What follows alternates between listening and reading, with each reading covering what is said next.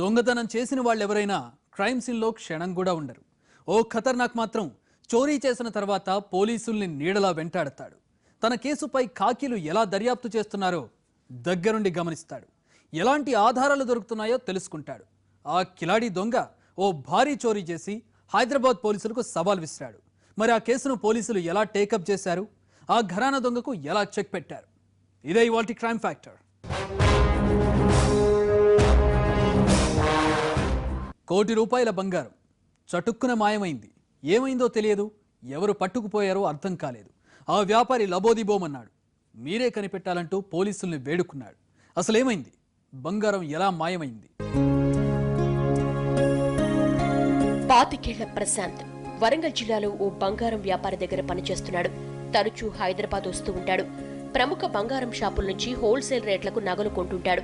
వాటిని వరంగల్ జిల్లాలోని తన యజమాని షాపులో అమ్ముతూ ఉంటాడు. ఇది అతడి రెగ్యులర్ గా చేసే పని.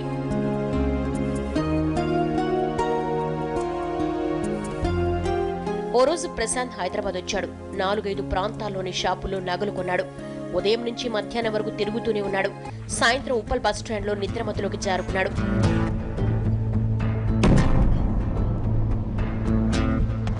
తర్వాత రోజు తెల్లారి నిద్రలేచి షాక్ అయ్యాడు. నేనేంటి ఇక్కడున్నానేంటి అనుకున్నాడు. ఇదేం బస్ స్టాప్ అని పక్కనున్న వాళ్ళని అడిగితే ఉప్పల్ బస్ స్టాప్ అని చెప్పారు. ఆ షాక్ నుంచి తేరుకోకముందే ప్రశాంత్ కు మరో షాక్ తగిలింది. అతని బ్యాగు కనిపించడం లేదు. ఒక్కసారిగా గుండె ఆగినంత పనైంది. ఎందుకంటే ఆ బ్యాగులో 2 కేజీల 300 గ్రాముల బంగారు నగలున్నాయి.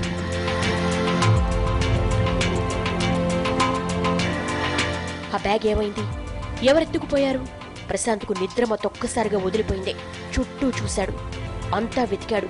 ఎక్కడ బ్యాగ్ ఆనవాళ్లు లేవు. తన బ్యాగ్ ఎవరికైనా కనిపించిందా అని చాలా మంది ప్రయాణికులను అడిగాడు. వారందరి నుంచి వచ్చిన సమాధానం ఒకటే, తమకు కనిపించలేదే.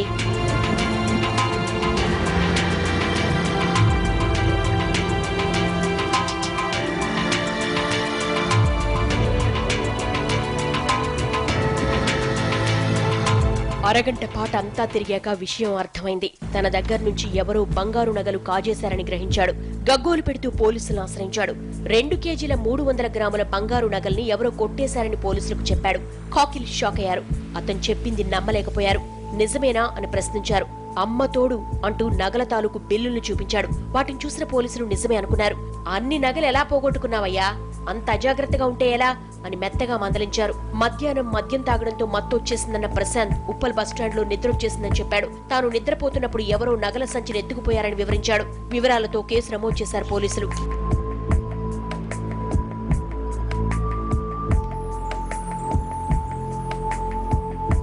ఈ కేసు దర్యాప్తులో భాగంగా పోలీసులు ప్రశాంత్ పై అనుమానం వ్యక్తం చేశారు. అతనే నగల్ని మాయం చేసి చోరీ జరిగిందని చెబుతున్నాడా అన్న డౌట్ వచ్చింది వాళ్లకు. కోటి రూపాయల నగలు కావడంతో కేసును సీరియస్ గా తీసుకుని 4 బృందాలతో ఎంక్వైరీ మొదలుపెట్టారు. ఉప్పల్ బస్టాండ్ కు వెళ్లిన పోలీసులు అక్కడి సీసీటీవీ ఫుటేజ్ పరిశీలించారు. అందులో ప్రశాంత్ కనిపించలేదు.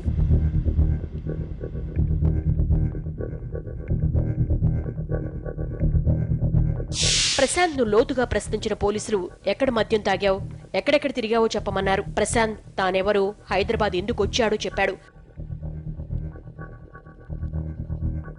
హిమాయత్ నగర్, చార్మినార్, సికింద్రాబాద్ లో బంగారు షాపులకు వెళ్లి నగలు కొన్నట్లు వివరించాడు. ఆ ఏరియాలో సీసీటీవీ ఫుటేజ్ ను పోలీసులు పరిశీలించారు. వాటిలో ప్రశాంత్ తో పాటు టోపీ పెట్టుకు నడుస్తున్న మరో వ్యక్తి కూడా కనిపించాడు.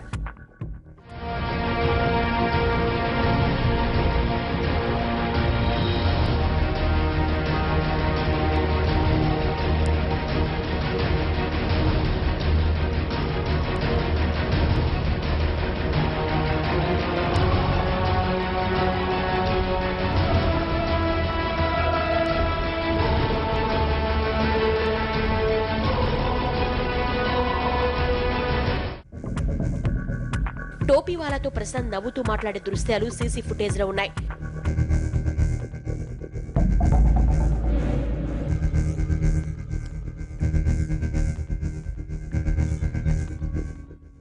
నీతో తిరుగుతున్న అతడు ఎవరని ప్రశ్నించారు పోలీసులు. అతనా మరెవరో కాదు అంటూ గుట్టు విప్పాడు ప్రశాంత్. తనతో తిరిగిన పెద్దాయన ఆ రోజు మధ్యాహ్నమే పరిచయమయ్యాడని, అతను ఫైనాన్స్ బిజినెస్ చేస్తున్నాడని తెలిపాడు.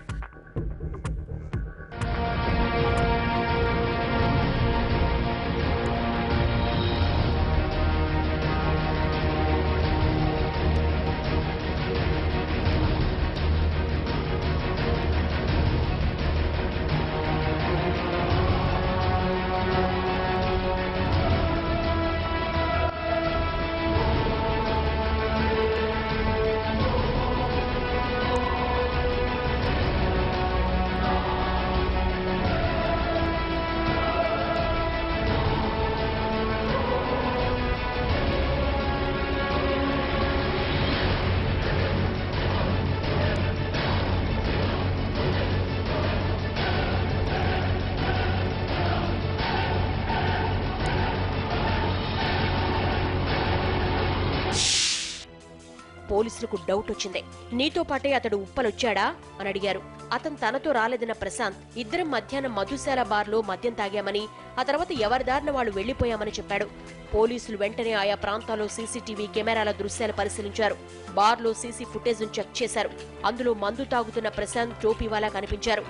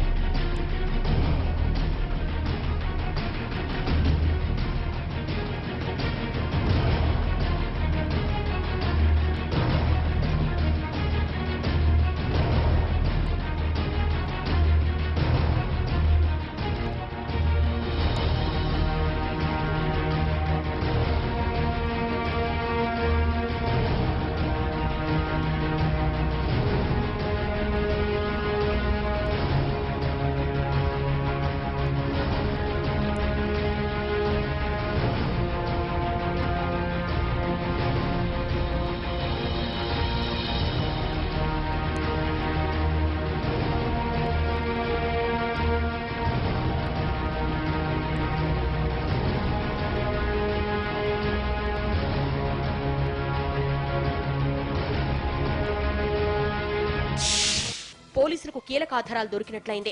సీసీ ఫుటేజ్ ను, టోపీవాలా దృశ్యాలను ఏపీ, తెలంగాణలోని అన్ని జిల్లాల పోలీస్ స్టేషన్లకు పంపించారు. కాసేపటికే తెలంగాణలోని 3 జిల్లాల్లో పోలీస్ స్టేషన్ల నుంచి హైదరాబాద్ పోలీసులకు ఫోన్ కాల్స్ వచ్చాయి.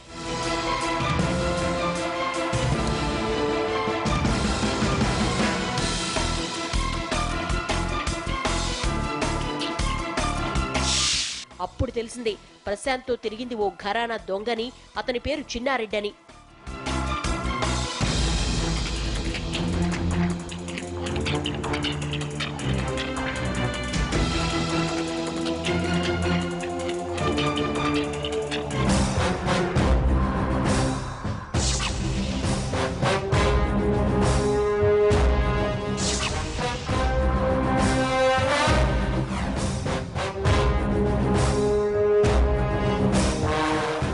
దావూద్ ఇబ్రహీం అంత సీన్ లేదు గాని చిన్నారెడ్డి అంటే తెలంగాణలోని క్రైమ్ రికార్డుల్లో పేరు మోసిన దొంగే.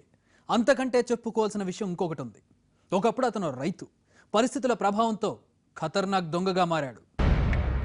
నిజామాబాద్ జిల్లా నందిపేట మండలం వెన్నెల గ్రామానికి చెందినవాడు 52 ఏళ్ల చిన్నారెడ్డి.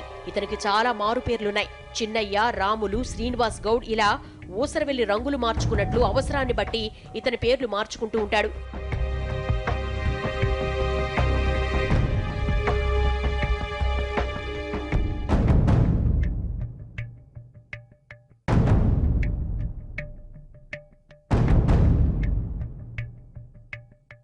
సాధారణ రైతైన చిన్నారెడ్డి వ్యవసాయంలో పూర్తిగా నష్టపోయాడు. నిండా అప్పుల్లో కూరుకుపోయాడు.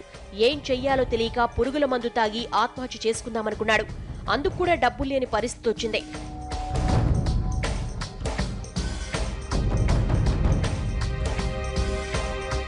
సరిగ్గా అప్పుడే ఎవరో అతనికి సలహా ఇచ్చారు. దుబాయ్ వెళ్తే ఏదో ఓ పని దొరుకుతుందని. సొంతూరిని, తన వాళ్లను వదిలి ఎక్కడో గల్ఫ్ దేశానికి వెళ్లడం అతనికి అస్సలు ఇష్టం లేదు. కానీ పొలం బీడువారిందే. పని కల్పించలేని ఊరు నీ అవసరం లేదు పొమ్మందే. కాలం కాలు కదపమందే. ఏం చెయ్యాలో తోచని స్థితిలో దుబాయ్ వెళ్లేందుకు సిద్ధపడ్డాడు చిన్నారెడ్డి.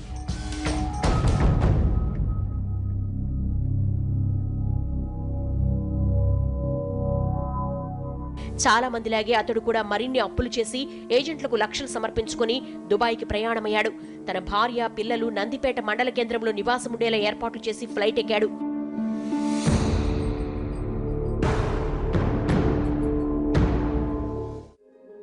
మూడేళ్లు దుబాయ్లో పనిచేసిన చిన్నారెడ్డి చేతి నిండా సంపాదించాడు. ఆ డబ్బుతో తిరిగి నిజామాబాద్ వచ్చాడు. దుబాయ్లో నేర్చుకున్న అనుభవంతో తనకు తెలిసిన వాళ్లు, స్థానిక యువకులు దుబాయ్ వెళ్లేందుకు సాయం చేశాడు. ఇలా కొన్నాళ్లు గడిచాక చిన్నారెడ్డికి పరిచయమైందో మహిళ. వీలైనంత వరకు అతనికి తోడుగా ఉంటూ కష్ట సుఖాల్లో పాలు పంచుకునేది. ఇంట్లో భార్య, పిల్లలు ఉన్నా చిన్నారెడ్డి ఆమెపై మనసు పడ్డాడు. రెండో పెళ్లి చేసుకున్నాడు.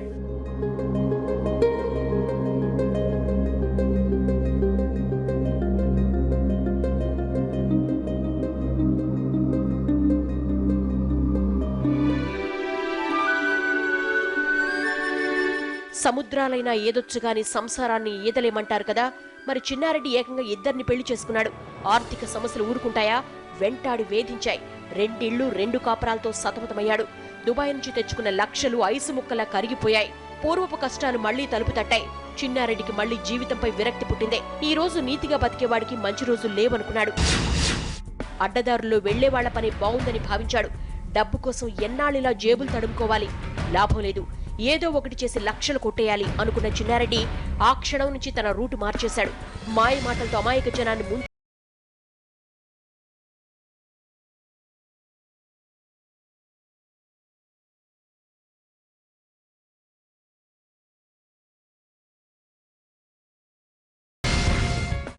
డాలర్ డ్రీమ్స్ చూపిస్తూ దుబాయ్ వెళ్లాలనుకునే వాళ్ళని టార్గెట్ చేశాడు చిన్నారెడ్డి. గల్ఫ్ లో బాగా డబ్బులొస్తాయని ఆశ చూపి నిరుద్యోగుల నుంచి వేలకు వేలు తీసుకునేవాడు. వాళ్ళ అడ్డదారుల్లో దేశ సరిహద్దులు దాటించి లక్షలు కూడబెట్టాడు. ఆ డబ్బుతో 2 ఫ్యామిలీలను మెయింటైన్ చేస్తూ జల్సా జీవితానికి అలవాటు పడ్డాడు. పేకాట ఇతర వ్యసనాల్లో మునిగి తేలాడు. ఎప్పటికప్పుడు సంపాదించిన సొమ్ము అయిపోగానే కొత్త వాళ్లను బురుడి కొట్టించేందుకు కుట్రలు పన్నేవాడు. ఇలా కొంతకాలం గడిచాక చిన్నారెడ్డి సంగతి పోలీసులకు తెలిసిందే. వరుస మోసాలకు పాల్పడుతున్న అతన్ని 2005లో జగిత్యాల పోలీసులు అరెస్టు చేసి జైలుకు పంపారు. కొన్నాళ్లు జైలు జీవితం గడిపి విడుదలైన చిన్నారెడ్డి తీరు మార్చుకోలేదు. ఎలాంటి తప్పు చేసినా ఎట్టి పరిస్థితుల్లో పోలీసులకు దొరకకూడదనుకున్నాడు. అందుకోసం తన పంథా పూర్తిగా మార్చేశాడు. దొండ ముదిరి ఊసర వెళ్లైనట్లు దొంగ కాస్త ఘరానా దొంగగా తయారయ్యాడు. చిన్నారెడ్డి చదివింది 5వ తరగతే. తెలివితేటలు మాత్రం తక్కువేమీ లేవు. అందరిలా చోరీలు చేస్తే పోలీసులకు దొరికిపోవడం ఖాయమనుకున్న అతను కొత్త పంథా అనుసరించాడు. పోలీసులనే ఫాలో అవుతూ ఎప్పటికప్పుడు జాగ్రత్త పడుతూ ఏళ్ల తరబడి టక్కరి దొంగలా తప్పించుకు తిరిగాడు. జైలు నుంచి విడుదలైన చిన్నారెడ్డి తన గతం ఎవరికీ తెలియకూడదనుకున్నాడు. తన రైతు వేషాన్ని పూర్తిగా మార్చేశాడు. అతని హై లెవెల్ బిల్డప్ చూసి ఇతను సౌండ్ పార్టీ అనుకునేవాళ్ళు చుట్టుపక్కల వాళ్ళు. అతని బ్యాగులో లక్షల కొద్ది డబ్బుందని భ్రమపడేవాళ్లు.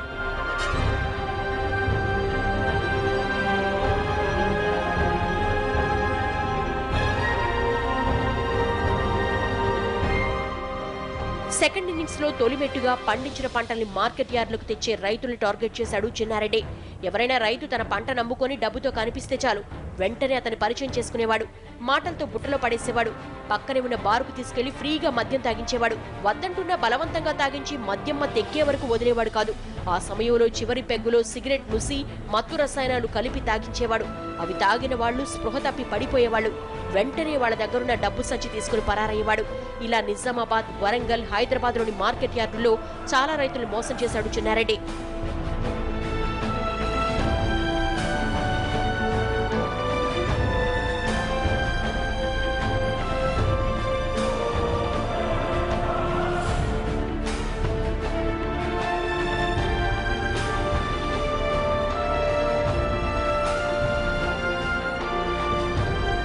కొన్నాళ్ల తర్వాత చిన్నారెడ్డికి డబ్బుపై ఆశ మరింత పెరిగింది.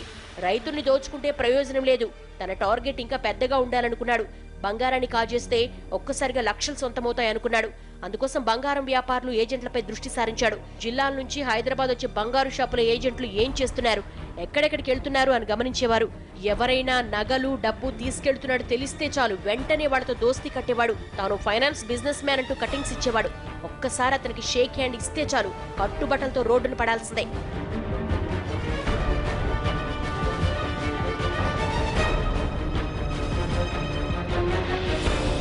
బంగారం ఏజెంట్లతోనూ సేమ్ సీన్ రిపీట్ అయ్యేది. పరిచయం పేరుతో మాటలు కలపడం, మద్యం తాగించడం, మత్తులోకి దించడం, బంగారం కాజేయడం, ఇదే పని పెట్టుకున్నాడు చిన్నారెడ్డి. ఒకసారి పోలీసుల లాఠీ రుచి చూసిన ఇతడు సెకండ్ ఇన్నింగ్స్ లో అతి తెలివి ప్రదర్శించేవాడు. బంగారము నగలు ఎత్తుకుపోయాక వాటి రహస్య ప్రదేశంలో దాచేసి వెంటనే చోరీ చేసిన ప్రాంతంలోని పోలీస్ స్టేషన్ దగ్గర రెక్కీ చేసేవాడు. నగలు పోగొట్టుకున్న బాధితుడు పోలీస్ స్టేషన్ కు వచ్చాడా, తనపై కేసు పెట్టాడా అన్నది గమనించేవాడు. ఒకవేళ కేసు పెడితే పోలీసులు ఏం చేస్తున్నారు, తన కోసం వెతుకుతున్నారా అని పరిశీలించేవాడు. ఓ 4 రోజులు ఇలాగే రెక్కీ చేసేవాడు. ఈ సమయంలో బాధితుడు పోలీస్ స్టేషన్ కు వచ్చి కేసు పెట్టకపోతే అమ్మయ్యా ఇక టెన్షన్ లేదు అనుకునేవాడు. అదే కేసు పెడితే తన సంగతి పోలీసులకు తెలిసిందా లేదా అన్న విషయాన్ని రూఢి చేసుకునేవాడు.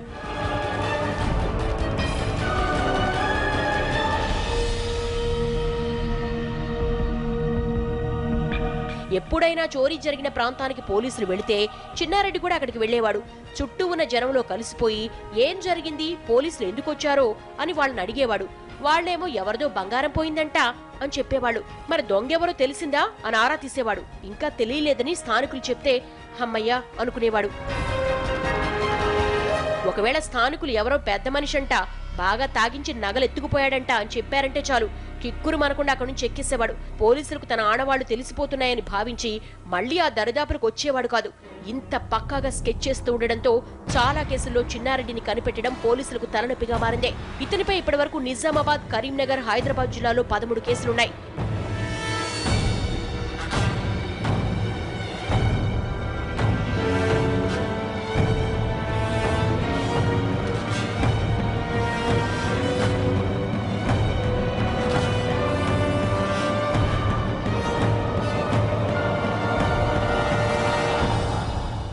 టూ 2005లో ఫస్ట్ టైము ఈ వీసా ఫ్రాడ్స్లో ఇన్వాల్వ్ అయ్యాడు జగిత్యాల్లో. అతని మీద ఒక వారెంట్ కూడా పెండింగ్ ఉంది అన్నట్లు. సో సబ్సిక్వెంట్గా he got into this criminal history.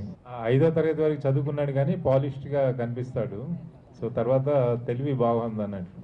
Is an intelligent person. Yes. తర్వాత వెల్ డ్రెస్డ్, సోఫిస్టికేటెడ్గా ఉంటాడు అన్నట్లు. తర్వాత అన్ని జాగ్రత్తలు కూడా తీసుకుంటాడు అన్నట్లు. ఆ రోజు ఇది దొంగతనం అయిన తర్వాత మళ్ళీ మనం ఇన్వెస్టిగేషన్ చేసిన ప్రాసెస్లో మనం ఎట్లా ఇన్వెస్టిగేషన్ చేస్తున్నాం అని కూడా మన వాళ్ళని ఫాలో చేసి చూశాడు అన్నట్లు అతను. మనం ఎక్కడెక్కడికి వెళ్తున్నాం, ఏం చేస్తున్నాం అనేది కూడా. అంటే అతను 2 మ్యారేజెస్ చేసుకున్నాడు.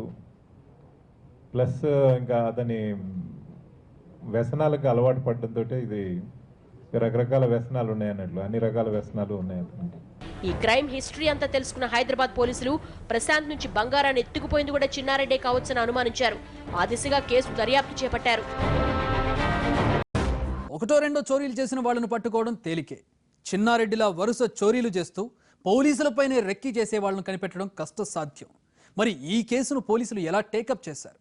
చిన్నారెడ్డే చోరీ చేశాడని ఎలా తేల్చారు?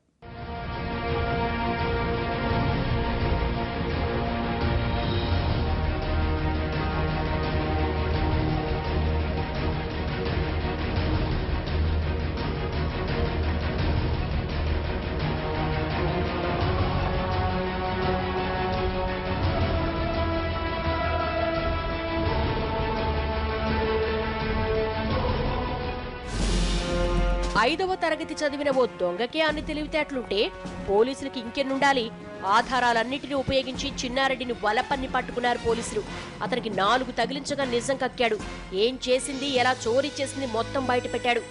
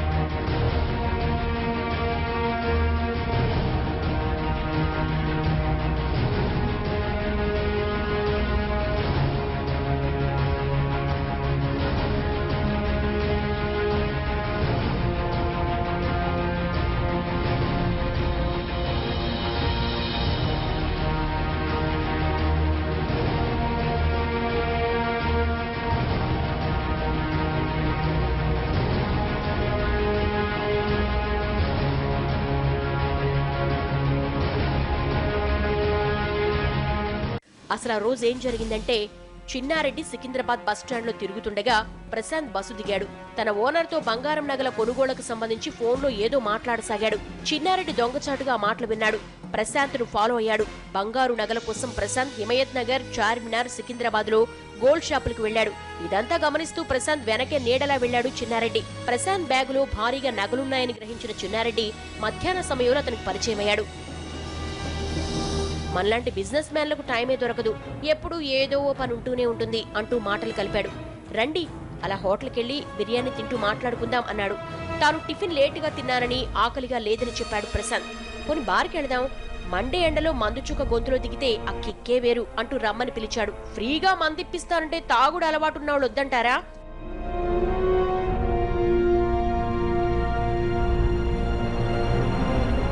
వద్దంటున్నా ఫుల్ గా తాగించాడు చిన్నారెడ్డి. చివరి పెగ్గులో కెమికల్ డ్రగ్స్ కలిపేసి బలవంతంగా ఎక్కించి మత్తులోకి దించాడు. డ్రగ్స్ కిక్కు, తాగిన మైకులో మునిగిన ప్రశాంత్ను ఓ ఆటోలోకి ఎక్కించి ఉప్పలకు తీసుకెళ్లాడు చిన్నారెడ్డి. అక్కడ బస్టాండ్ దగ్గర అతను వదిలేసి నగల సంచిని పట్టుకుపోయాడు.